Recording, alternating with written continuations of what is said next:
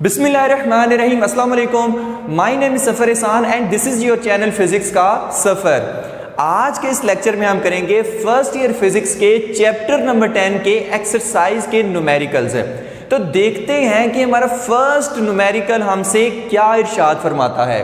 तो chapter number 10 का first numerical है a converging lens of focal length 5 centimetre, यानी कि कोई एक कन्वेक्स लेंस है कि जिसकी फोकल लेंथ कितनी है 5 सेंटीमीटर है और is used as a magnifying glass. उसको हम as a magnifying glass use करें, यानी हम किसकी बात कर रहे हैं, हम सिंपल माइक्रोस्कोप की बात कर रहे हैं।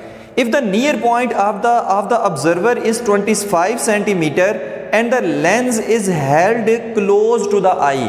नियर पॉइंट कितना है, d is equal to 25 centimetre और हमने लेंस को ऐसे आंख के करीब रखा हुआ है। Calculate the distance of the object from the lens, यानी कि हमने ऑब्जेक्ट लेंस से कितनी दूर पड़ा हुआ है, हमने एक तो ये फाइंड करना है। द एंगुलर मैग्निफिकेशन फाइंड करने के वो कितना उसको मैग्नीफाई करेगा। What is the angular magnification when the final image is formed at infinity?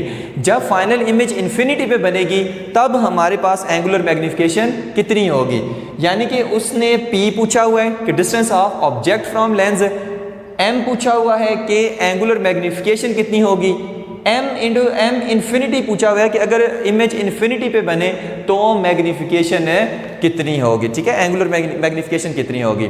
तो इसको शुरू करते हैं। हमारे पास ये क्या है, ये कन्वेक्स लेंस है, हमने P डिस्टेंस को फाइंड करना है। ठीक है, और कितनी बड़ी हमारे पास इमेज बन रही है ये हमने फाइंड करना है। उसके बाद अगर इन्फिनिटी पे इमेज बने तो हमारे पास कितनी एंगुलर मैग्निफिकेशन होगी, हमने ये भी फाइंड करना है। फार्मूला हम कौन सा यूज़ करेंगे, वो ही फार्मूला जो हमारे पास लेंस का फार्मूला है, 1/f is equal to 1/p plus 1/q। 1/f is equal to 1/p plus 1/q। अब यहाँ पर देखिए जो इमेज है ना वो वर्चुअल बन रही है, वो क्या बन रही है, वर्चुअल बन रही है। और अगर इमेज वर्चुअल बने तो हमारे पास जो q होता है वो नेगेटिव होता है। वो क्या होता है, वो नेगेटिव q होता है। तो यहाँ पर फिर हम इसमें क्या चेंजिंग लाएंगे कि 1/f is equal to 1/p minus 1/q। पहले प्लस था, अब माइनस लगा देंगे हम। अब यहाँ पर क्या है, हमने फाइंड क्या करना है, P को हमने फाइंड करना है। ठीक है, सबसे पहले तो 1/p को इधर रहने दें, बाकी टर्म को उठाकर इधर ले आए। तो 1/p is equal to 1/f plus 1/q। ठीक है, कुछ भी नहीं किया, इस 1/q को उठाकर इधर ले आए तो प्लस हो गया, 1/p इधर ही रहने दिया।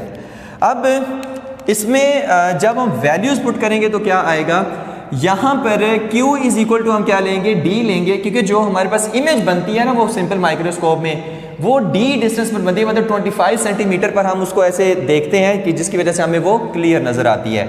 तो यहाँ पर Q इज इक्वल टू क्या होता है, D के इक्वल होता है। ठीक है, तो यहाँ पर मैं Q की जगह क्या लिख देता हूँ, D लिख देता हूँ। सही है, सिंपल माइक्रोस्कोप में काफ़ी डिटेल से समझा के आ चुके हैं। Is equal to 1/p is equal to 1/f कितना है, f तो हमारे पास 5 सेंटीमीटर है तो डिवाइडेड बाय 5 प्लस d कितना है 1/25 सेंटीमीटर। ठीक है, d कितना है 25 सेंटीमीटर। तो ये हमारे पास कितना आ जाएगा, 1/p इज इक्वल टू 25 नीचे आ गया और 5 25 तो 5 प्लस ऊपर कितना आ जाएगा 1। तो यहाँ पर हमारे पास क्या आ जाएगा, 1/p इज इक्वल टू 6/25 आ जाएगा। ओके हो गया। अब 6/25 है तो 1/p है, तो p जब हम निकालेंगे तो कितना आ जाएगा। ठीक है, 1/p को जब हम p करेंगे तो ये भी क्या हो जाएगा, ये 6/25 है तो ये 25/6 हो जाएगा, 25/6 आ जाएगा। ठीक है, तो इसको सॉल्व करने से हमारे पास आंसर कितना आएगा, P is equal to 4.2 centimetre, यानी कि ये जो ऑब्जेक्ट है ये 4.2 सेंटीमीटर के ऊपर पड़ा हुआ है। लेंस से ये ऑब्जेक्ट है, ये इमेज है, तो ऑब्जेक्ट 4.2 सेंटीमीटर पे पड़ा हुआ है। अब फोकल लेंथ कितनी थी, 5 सेंटीमीटर।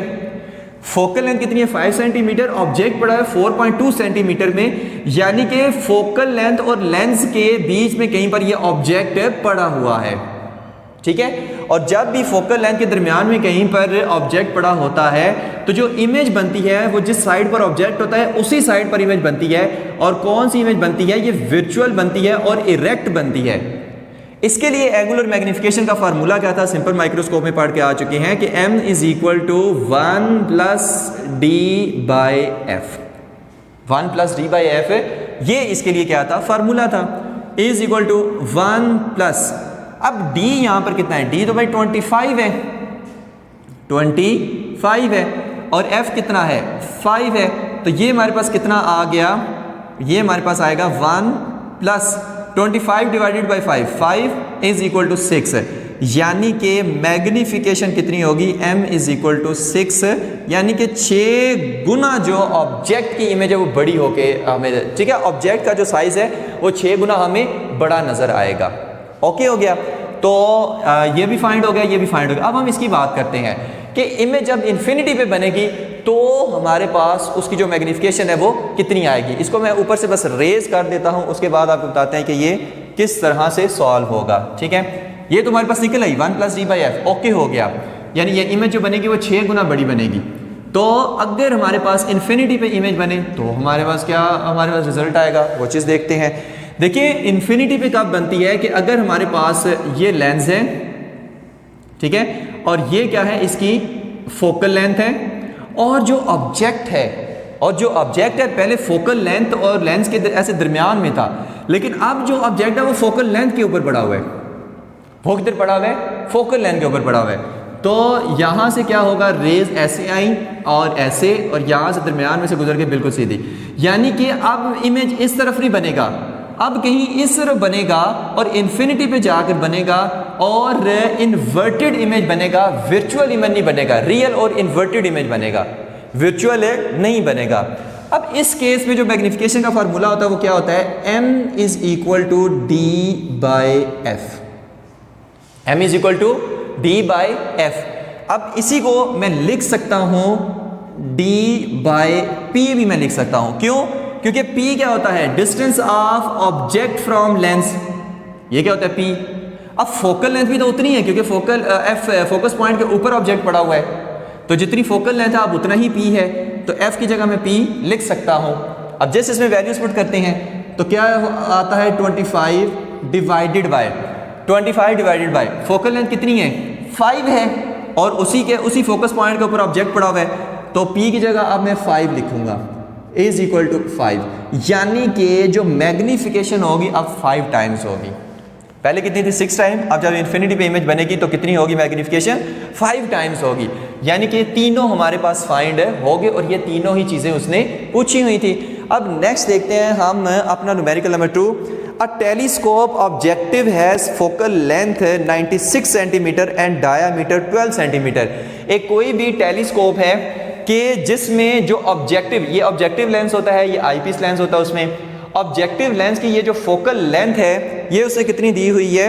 96 सेंटीमीटर, और इस ऑब्जेक्टिव लेंस का ये जो डायामीटर है ये कितना दिया हुआ है? 12 सेंटीमीटर दिया हुआ है, यानी कि FO दिया हुआ है 96 centimetre, DO diameter of objective lens कितना दिया हुआ है? 12 सेंटीमीटर।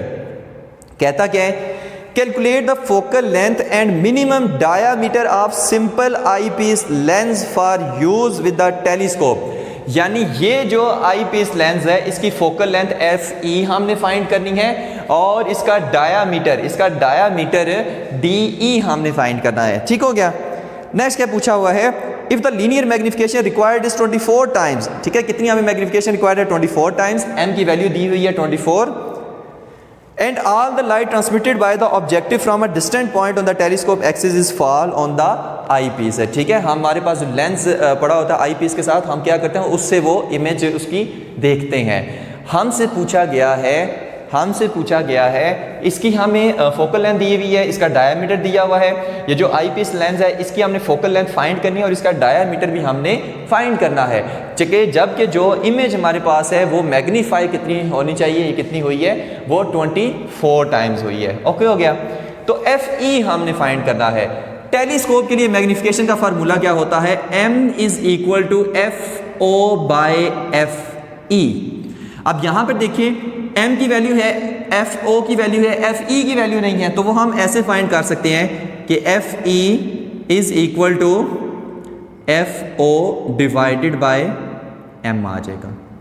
ओके हो गया, मतलब एफ ई को उठाकर इधर ले आए हैं, एम को उठाकर उधर ले गए हैं, तो एफ ओ यहाँ पर कितना है 96, और यहाँ पर जो हमारे पास है एफ ई वो सॉरी एम कितना है यहाँ पर 24 है। ठीक है, मैं एफ ई ढूंढ रहा हूँ, एफ ई को हम इधर लेके गए हैं और एम को इधर लेके आए, तो हम यहाँ पर एम की वैल्यू पुट करेंगे जो कि कितनी है 24 है, एफ ओ 96 एम 24, और इससे जो हमारे पास आंसर आ रहा है वो कितना आ रहा है, वो आ रहा है 4 सेंटीमीटर, यानी कि आई पीस लेंस की जो फोकल लेंथ होगी वो कितनी होगी 4 सेंटीमीटर होगी। तो इसकी फोकल लेंथ हमें फाइंड हो गई। अब नेक्स्ट इसका डायामीटर फाइंड करना है। अब याद रखें कि ये जो डायामीटर की रेशियो होती है D O by D E, ये इक्वल होती है F O by F E के। ठीक है, ये चीज़ आपने याद रखनी है कि D O by D E जो डायामीटर्स की इनकी रेशियो है वो इक्वल होगी जो इनकी फोकल लेंथ की रेशियो है। अब यहाँ से हमने फाइंड क्या करना है, डी ई को फाइंड करना है। डी ई को उठाकर इधर ले जाएं, इस सारी टर्म को उठाकर इधर ले आए और ये उल्ट हो जाएगी आके, तो यहाँ पर क्या बनेगा D O into F E by F O इधर आके हो जाएगा। ठीक है, इस तरफ आके क्या हो जाएगा F E by F O is equal to, यहाँ पर F E by F O और डी ई किधर चला जाएगा, उस तरफ चला जाएगा, और हमने डी ई को ही क्या करना है, फाइंड करना है। अब जस्ट इसमें वैल्यूज पुट करते हैं और हमारा आंसर आ जाएगा। तो D E is equal to D O कितना है, डी ओ कितना है, वो तो 12 है, वो तो 12 है, इनटू एफ ई कितना है, एफ ई तो 4 है, अभी हमारे पास निकला है ये 4 है, और हमारे पास एफ ओ कितना है, एफ ई 4, एफ ओ कितना है, वो तो भाई 96 है, वो तो भाई 96 है। अब इसको सॉल्व करने से जो हमारे पास आंसर आएगा वो कितना आएगा वो हम देख लेते हैं। वो हमारे पास आएगा 0.50 सेंटीमीटर, यानी कि डी ई हमारे पास, मैं इधर इसका आंसर लिख रहा हूं, डी ई कितना आएगा 0.5 सेंटीमीटर। और यही हमसे दो चीज़ें पूछी गई थी, एक हमसे पूछा गया था कि एफ ई कितना है और एक हमसे पूछा गया कि डी ई कितना है। तो ये एफ ई है, ये कितना है डी ई, जो कि 0.5 सेंटीमीटर आया है। ठीक है, 0.5 सेंटीमीटर, या जो एग्जैक्ट बुक वाला लिखे तो 0.50 सेंटीमीटर। ठीक है, एक ही बात है। अच्छा, नेक्स्ट है क्वेश्चन नंबर 3 हम देखते हैं। क्वेश्चन नंबर 3 हलवा है, बहुत ज़्यादा हलवा है। ठीक है, और अक्सर इसी तरह के न्यूमेरिकल्स आ जाते हैं, जो ये क्वेश्चन जो न्यूमेरिकल नंबर 3 है। ठीक है, और क्या कहता है, अ telescope is made of an objective of focal length 20 centimetre. एक टेलीस्कोप हमने बनाई जिसके ऑब्जेक्टिव लेंस की फोकल लेंथ कितनी है 20 सेंटीमीटर, और आई पीस की फोकल लेंथ है 5 centimetre. Both convex lenses, find the angular magnification, angular magnification find करनी है। तो कुछ भी नहीं करना, मैग्निफिकेशन का फार्मूला लगाना है टेलीस्कोप के लिए, वो क्या था F O by F E, दोनों की वैल्यूज दी हुई हैं। एफ ओ कितना है 20 है, एफ ई कितना है 5 है, तो जो मैग्निफिकेशन इसमें आएगी वो कितनी आएगी 5 4s are 20, m is equal to 4, इसमें क्या आ जाएगा हमारे पास आंसर आ जाएगा, इतना सा छोटू सा था। ठीक है, नेक्स्ट आता है numerical number 4। A simple astronomical telescope in normal adjustment has an objective of focal length 100 centimetre. फिर से एस्ट्रोनॉमिकल टेलीस्कोप का न्यूमेरिकल आया जिसमें ऑब्जेक्टिव की फोकल लेंथ दी हुई है और वो कितनी है 100 सेंटीमीटर, मतलब ये वाली फोकल लेंथ कितनी है 100 सेंटीमीटर है। उसके बाद नेक्स्ट उसने क्या दिया हुआ है, न्यूमेरिकल नंबर 4 था 100 centimetre and an eyepiece of focal length 5 centimetre. Eyepiece lens की तरफ फोकल लेंथ दी हुई है और वो कितनी है 5 सेंटीमीटर है। नेक्स्ट उसने क्या पूछा हुआ है 5 centimetre, where is the final image formed. Final image कहाँ पर फॉर्म होगी, यानी कि हमने क्यू ई फाइंड करना है, क्योंकि हम इस लेंस से देख रहे हैं, यहाँ पर आंख होती है और यहाँ पर कहीं पर हमारे पास फाइनल इमेज बनेगी, इस वजह से हम उसको क्यू ई का नाम दे रहे हैं। ठीक है, कैलकुलेट द एंगुलर मैग्निफिकेशन, और एंगुलर मैग्निफिकेशन हमने फाइंड करनी है कि एक तो देखना है कि फाइनल इमेज बनेगी कहाँ पर, डिस्टेंस कितना होगा, और ठीक है यहाँ से लेकर इस लेंस से लेकर यहाँ तक कितना डिस्टेंस होगा जहाँ पर वो इमेज बनेगी। दूसरा हमने देखना है कि वो इमेज कितनी बड़ी बनेगी। ओके हो गया, तो इसमें हमारे पास क्या है, फिर से वही लेंस का फार्मूला, क्योंकि अगर हमने P फाइंड करना हो तो फिर से वही लेंस का फार्मूला यूज़ करते हैं, Q फाइंड करना हो फिर से यही लेंस का फार्मूला फाइंड करते हैं, ठीक है, क्योंकि P और Q हम इसे फाइंड कर सकते हैं। अब यहाँ पर देखिए 1/FE is equal to 1/PE plus 1/QE। अब यहाँ पर हमने EE क्यों लिखा हुआ है, क्योंकि हम आई पीस लेंस के लिए हम ये बात कर रहे हैं, ठीक है।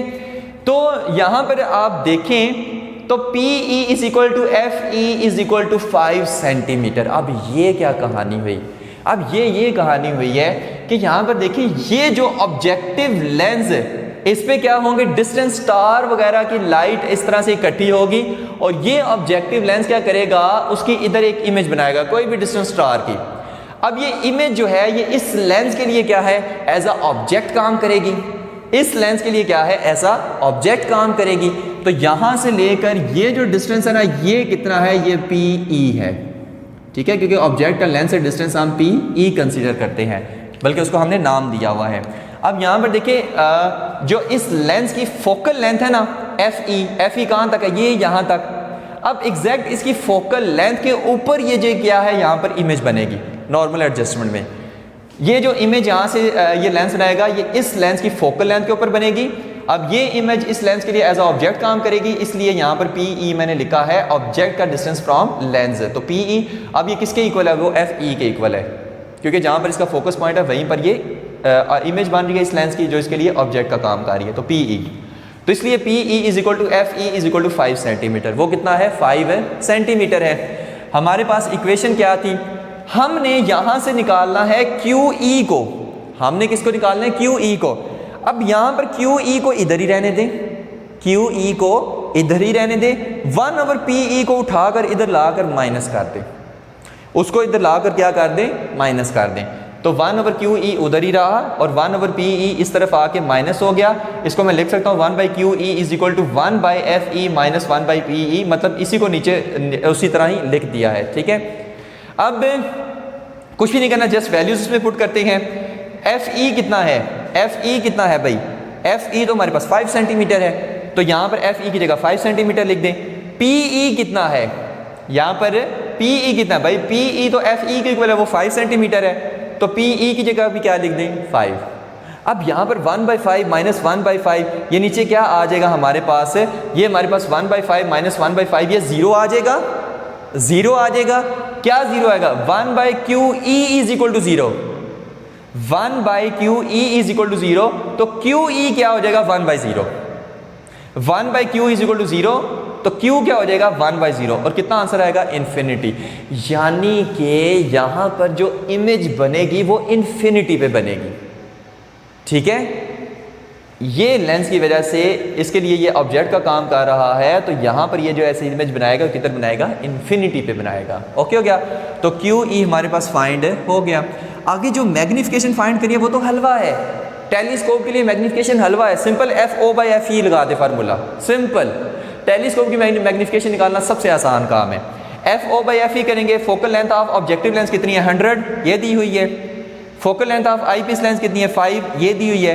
तो 100 डिवाइडेड बाई 5 करेंगे 20 आ जाएगा, यानी मैग्निफिकेशन कितनी होगी, 20 टाइम्स हो जाएगी। और यही आपसे एंगुलर मैग्निफिकेशन का उसने पूछा हुआ था, तो QE भी फाइंड हो गया, M भी फाइंड हो गया। बस याद रखें जब भी आपने P वगैरह को फाइंड करना है तो भी हमारे पास 1/F is equal to 1/P plus 1/Q, और जब Q को फाइंड करना है तो भी हमारे पास 1/F is equal to 1/P plus 1/Q आएगा। तो ये था हमारा न्यूमेरिकल नंबर 4। अब हम नेक्स्ट न्यूमेरिकल की तरफ चलते हैं, जो कि है न्यूमेरिकल नंबर 5। नेक्स्ट न्यूमेरिकल है numerical number 5। A point object is placed on the axis at 3.6 cm from a thin convex lens of focal length 3 cm। यानी कि हमारे पास P1 की वैल्यू दी हुई है, वो कितनी है, 3.6 सेंटीमीटर, और focal length of objective lens दी हुई है, वो कितनी है, 3 सेंटीमीटर। यानी कि ये जो हमारे पास डिस्टेंस है ना, ये ऑब्जेक्ट है, और ये हमारे पास ऑब्जेक्टिव लेंस है, कंपाउंड माइक्रोस्कोप की हम बात कर रहे हैं। ये डिस्टेंस कितना है, इसको उसने P1 का नाम दिया हुआ है, ठीक है, ऑब्जेक्ट का डिस्टेंस फ्रॉम लेंस उसको हम P1 कहते हैं। और ये जो फोकल लेंथ है, ये जो फोकल लेंथ है, ये कितनी है, ये 3 सेंटीमीटर उसने दी हुई है।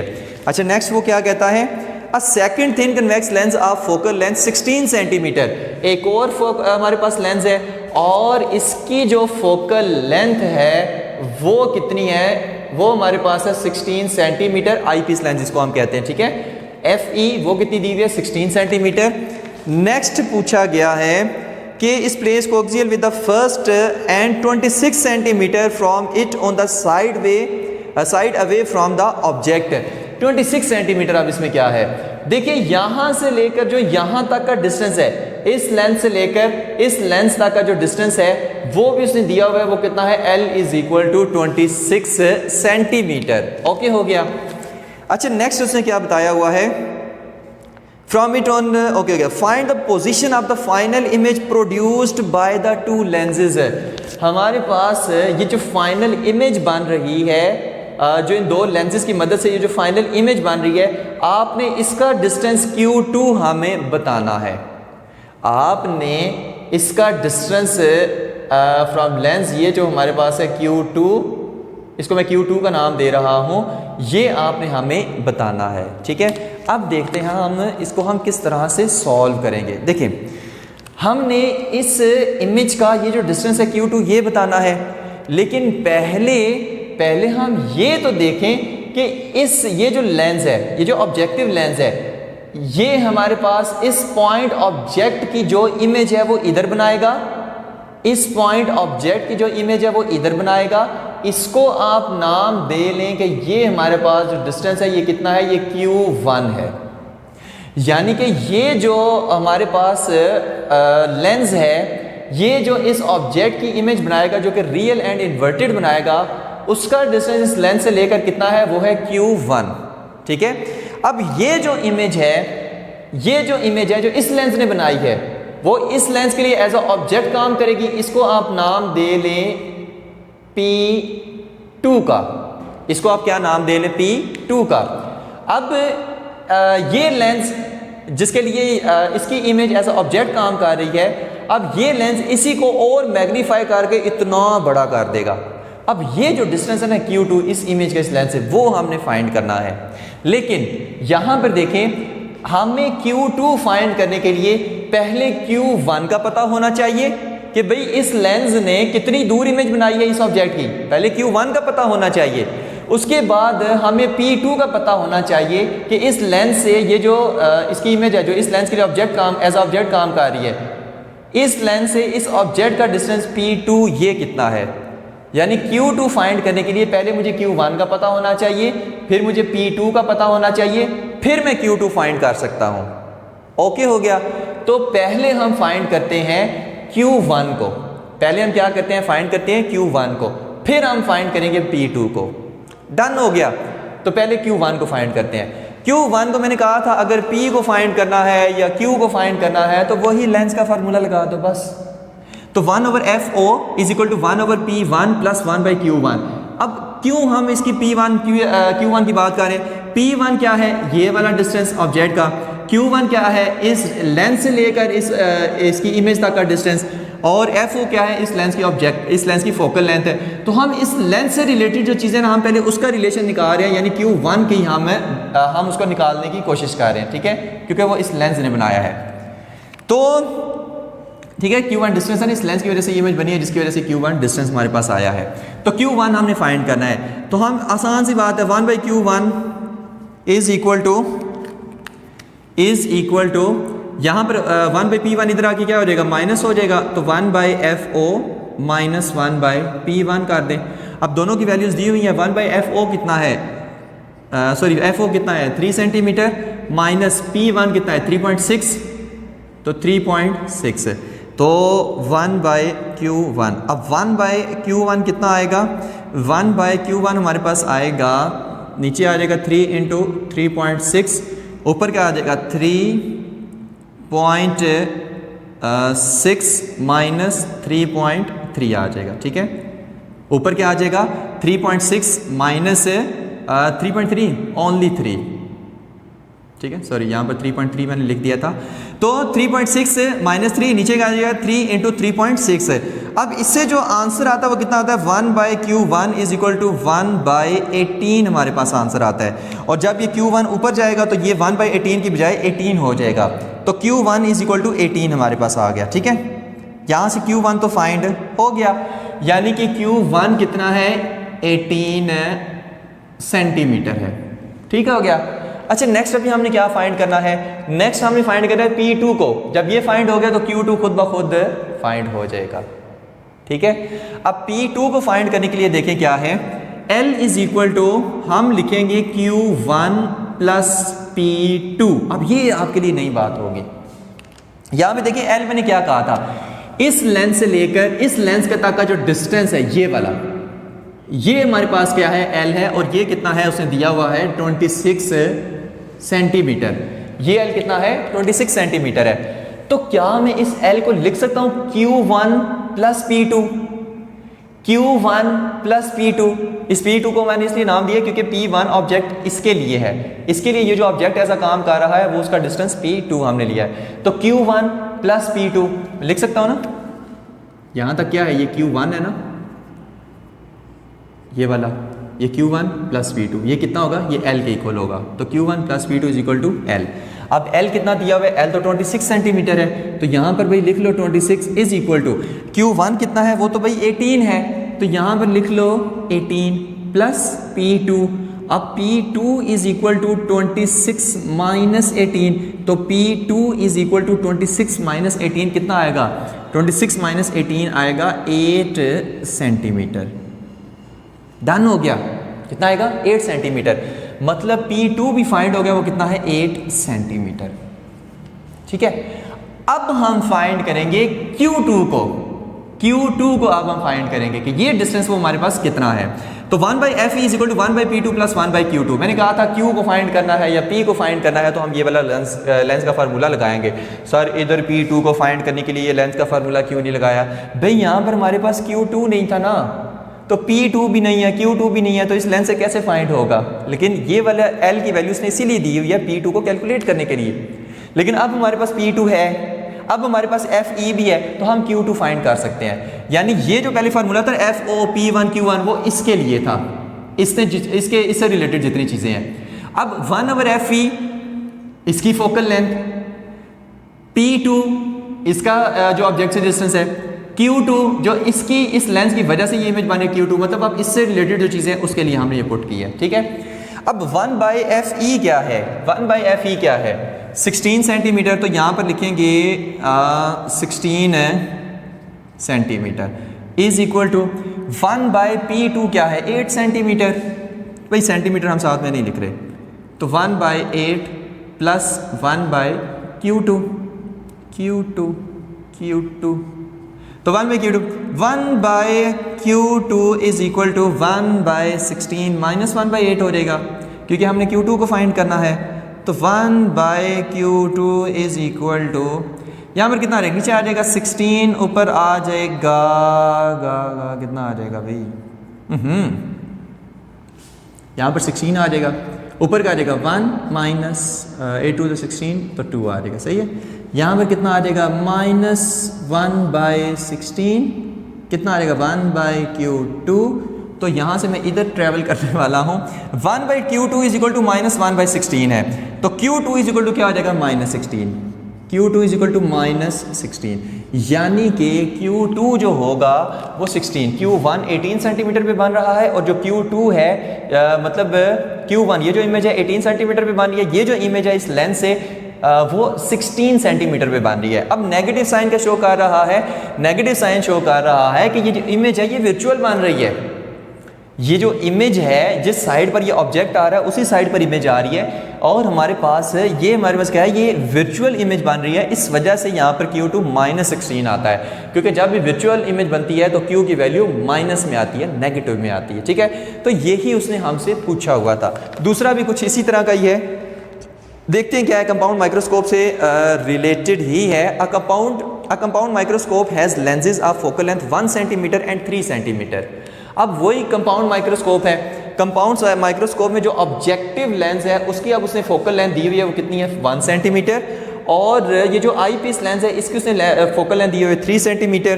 कहता है an object is placed 1.2 centimetre from the objective lens. अब ये जो ऑब्जेक्ट यहाँ पर पड़ा हुआ ना है, इसका डिस्टेंस ऑब्जेक्टिव लेंस से 1.2 सेंटीमीटर है। और ठीक है, यानी PO दिया हुआ है 1.2 सेंटीमीटर ऑब्जेक्टिव लेंस से ऑब्जेक्ट का डिस्टेंस होता है। अच्छा, अब if a virtual image is form 25 centimetre from the eye, मतलब ये जो अब इमेज बन रही है ये इस लेंस से 25 सेंटीमीटर पे बन रही है। QE उसने दिया हुआ है 25 सेंटीमीटर, और उसमें क्या दिया हुआ है from the lens, calculate the separation of the lenses. In lens के दरमियान डिस्टेंस कितना है, मतलब L को हमने इसमें फाइंड करना है, और and magnification of the instrument, और M हमने फाइंड करना है कि कितनी इमेज बड़ी बनी है। ओके हो गया, तो फाइंड करते हैं भाई, देखते हैं किस तरह से फाइंड हम इसमें कर सकते हैं। तो L को अगर हमने फाइंड करना है तो L क्या का हमारे पास फार्मूला क्या होगा, पहले ना यहाँ से हमारे पास FO तो है, FO भी है, हमारे पास PO भी है, लेकिन हमारे पास QO नहीं है, हमारे पास QO नहीं है। अगर हमें किसी तरीके से QO फाइंड हो जाए तो हम क्या कर सकते हैं, हम L की वैल्यू निकाल सकते हैं। अब कैसे निकाल सकते हैं वो हम आगे चल के देखेंगे, तो देखते हैं किस तरह से निकाल सकते हैं। देखिए 1/FO कितना है, 1/FO 1 सेंटीमीटर, 1/1 आ जाएगा, इज इक्वल टू 1/PO कितना है, 1/1.2 सेंटीमीटर आ जाएगा, प्लस 1/QO आ जाएगा। ठीक है, इसको मैं लिख सकता हूँ कि 1/QO इज इक्वल टू, यहाँ पर क्या आ जाएगा, 1/1 माइनस 1/1.2 आ जाएगा। ठीक हो गया। अब नीचे यहाँ पर क्या आएगा, नीचे यहाँ पर आएगा 1.2, और यहाँ पर क्या आएगा, ऊपर आएगा 1.2 minus 1 is equal to 1.2 minus 1 कितना आएगा, ये 0.2 आएगा, और 0.2 डिवाइडेड बाय 1.2 आ जाएगा। जब 0.2 डिवाइडेड 1.2 आएगा तो ये आ जाएगा 1/QO, और 1/QO is equal to 0.2 divided by 1.2, ये तो हमारे पास आ रहा है 1/6 आ रहा है, और यहाँ पे फिर QO कितना हो जाएगा, ये हो जाएगा 6 सेंटीमीटर। ठीक है, ये हमारे पास कितना हो जाएगा, QO 6 सेंटीमीटर हो जाएगा। अब 6 सेंटीमीटर QO तो हमारे पास फाइंड हो गया। नेक्स्ट हमने जो फाइंड करना है वो हमारे पास आ रहा है PE, मतलब नेक्स्ट हमने किसको फाइंड करना है, PE को फाइंड करना है। अब गौर से सुनना, मैं ऐसा क्यों कर रहा हूं।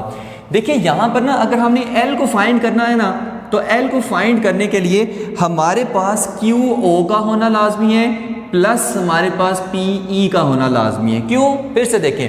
अब यहाँ से इस लेंस से ये जो इमेज बन रही है ना, पहले हमने इसको नाम क्या दिया था, Q1 का, अब हमने इसको नाम दिया है QO का, तो QO तो फाइंड हो गया, ये हमारे पास QO फाइंड हो गया, तो QO फाइंड हो गया। लेकिन अगर हमें इस पूरे L को फाइंड करना है तो ये P को भी फाइंड करना पड़ेगा। अब ये P क्या है कि जो इस ऑब्जेक्ट का डिस्टेंस है इस लेंस के साथ, उसको मैं PE का नाम इस बार दे रहा हूं। तो अब हमने PE को फाइंड करना है, तो यहां पर QO जो इस ऑब्जेक्टिव लेंस की वजह से इमेज बनी है, QO इस वजह से O साथ में लगाया हुआ है, और यहां पर अब इसको हम नाम दे रहे हैं PE का, कि इसकी जो इमेज है इसके लिए ऑब्जेक्ट ऐसा काम कर रही है, तो इस ऑब्जेक्ट का डिस्टेंस लेंस से PE, इस इमेज का डिस्टेंस इस लेंस से QE आ जाएगा। अब QE प्लस PE, यही हमारे पास L नहीं होगा, यहां से लेकर यहां तक टोटल डिस्टेंस। ठीक है, तो QO तो फाइंड हो गया, अब PE फाइंड करना है, इसमें पुट करना है, तो हमारे पास L फाइंड हो जाएगा। ठीक है, अब PE फाइंड करना है, फिर से वही इक्वेशन, पहले तो हमने QO फाइंड करना था, इस वजह से सारी ऑब्जेक्टिव लेंस की वो सारी पुट की, FO PO QO, लेकिन अगर हमने PE फाइंड करना है तो आई पीस लेंस की सारी हम पुट करेंगे 1/FE PE QE। ओके हो गया, यहां से फाइंड करना है PE। अब QE यहां पर हम नेगेटिव में लेंगे, QE क्या करेंगे, नेगेटिव में लेंगे। भाई क्यों नेगेटिव में लेंगे, क्यों, क्योंकि इस लेंस से ये जो इमेज बन रही है ये वर्चुअल है, और वर्चुअल के लिए Q की वैल्यू हम क्या लेते हैं, वर्चुअल के लिए हम Q की वैल्यू क्या लेते हैं, नेगेटिव लेते हैं। पहले भी बता चुके हैं, पहले न्यूमेरिकल में हमने भी बात की थी। ठीक है, तो इसकी वैल्यू नेगेटिव हम लेते हैं अगर वर्चुअल इमेज बने तो ये फार्मूला किस तरह से मॉडिफाई हो जाएगा, ये हो जाएगा 1/FE is equal to 1/PE minus 1/QE। ठीक है, कुछ देर के लिए मैं इस फार्मूले को मिटा रहा हूँ, बाद में इसको लिख लेंगे। तो 1/PE फाइंड करना है, 1/PE is equal to 1/FE plus 1/QE। Okay हो गया, 1/PE इधर ही रहने दिया, QE को उठाकर इस तरफ ले आए तो प्लस हो गया वो। ठीक है, अब 1/PE is equal to 1/FE कितना दिया हुआ है भाई, FE तो 3 दिया हुआ है, यहाँ पर 3 लिख देते हैं, प्लस 1/QE, QE कितना दिया, वो तो 25 दिया हुआ है, तो यहाँ पर हम लिख देते हैं 1/25। डन हो गया, तो 1/PE इज इक्वल टू नीचे का आ जाएगा 3 इंटू 25 और ऊपर क्या आ जाएगा 25 माइनस 3, तो ये हमारे पास बन जाएगा 28 डिवाइडेड बाय 75 और जो हमारे पास 1/PE का हमारे पास आंसर आ रहा है वो कितना आ रहा है 2.7 सेंटीमीटर। 2.7 सेंटीमीटर। यहाँ पे हम कैसे लिखें, यहाँ पर अगर वहाँ पर नज़र आ रहा हो, मैं चेक कर लूँ कि इसमें नज़र आ रहा है या नहीं आ रहा। भाई बिल्कुल नज़र आ रहा है, तो 1/2.7 सेंटीमीटर और 1/P is equal to 1/2.7 centimetre है, तो ये हमारे पास कितना आ जाएगा, ये हमारे पास कितना आ जाएगा, यहाँ से हम करते हैं तो हमारे पास कितना आ जाएगा PE is equal to 2.7 centimetre. ठीक है, तो ये भी हमारे पास फाइंड हो गया। अब गौर से सुनना है, यहाँ पर हमारे पास PE कितना है 2.7 सेंटीमीटर और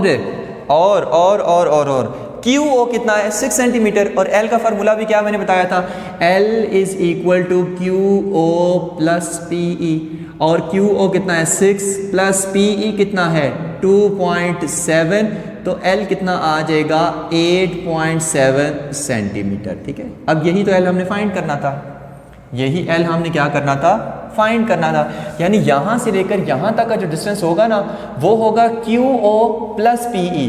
QO था 6, PE था 2.7, मतलब यहाँ से लेकर यहाँ तक ये जो L आएगा ना वो कितना आएगा, वो 8.7 सेंटीमीटर आएगा। ठीक है, नेक्स्ट उसने पूछा हुआ है मैग्नीफिकेशन का।